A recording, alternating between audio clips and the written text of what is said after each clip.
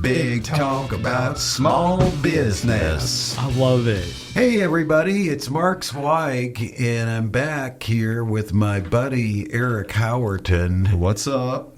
And Sy Kirby. Hello. Sy has a earthwork and company by the name of Sy Con. I tried telling him I would have gone with Psycho,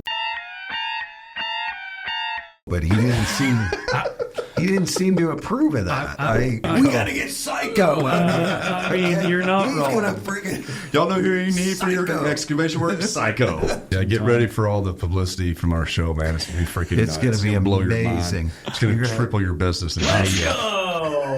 Quick story on the name. My grandfather commercial fished in Newfoundland all of my life, my uncles, etc. But he would come home to Toronto and spend all summer working construction. He's the only person in my entire family. Well, when I was a 5-6-year-old kid, I would push my little dozers around the floor and whatnot. He'd pick them up and write Sy-Con on them. I still have some of them. Isn't it That's funny? cool. That's where the name actually came from and established from. That's with so my grandfather. cool. And I have the best team building over that last 5 years. Really, truly developed a killer team. So what's your secret there? It's not about what you say. It's not about what you do. It's how you make people feel. That's my number one key there. Everybody. Eric understands that. He makes people feel good. Hell yeah, man. That's why we all love him so much. Thank you, man. I get to be in a circle there. Yeah, man. Yeah. We've talked about this common thread. If you're in business, you either grow or die. That statement is very true. I've mentioned this to Eric a lot of times. Say, if you could get with somebody that you trust as an installer that held weight to the design conversation and could help you save money from his eyeballs, Of why course. would you not want to do that? Absolutely. And that's a huge problem always. Is Exactly. The designers aren't builders. They don't get out in the field enough. Some of these guys never even set foot on the site that they've designed. And that's a problem. The whole construction business is just, it's an ugly business, and it need not be so ugly.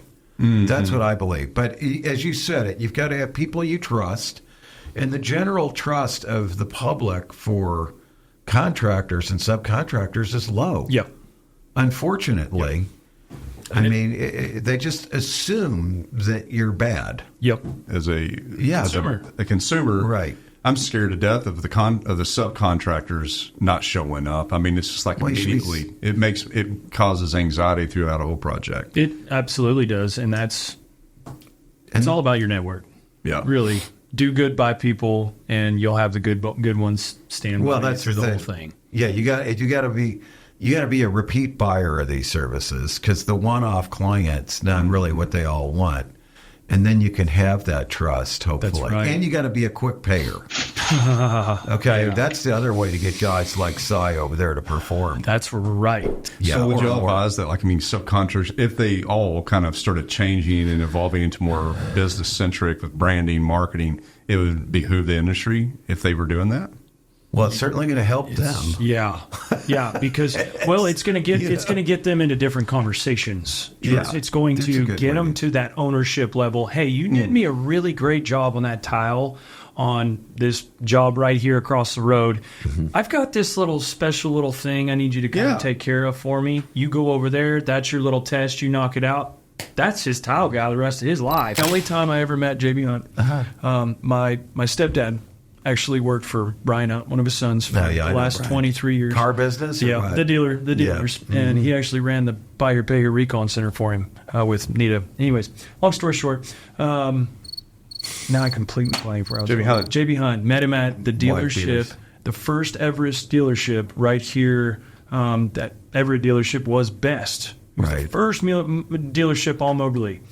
And I rounded the corner. I was still young. I was probably 11 or 12. We had just been here about a year or two. There was this man standing there, very nice pressed jeans, very nice boots, wife beater, and cowboy hat. It was 110 degrees outside. And you know what the funniest thing ever was? This is the only communication I ever had with Mr. Hunt.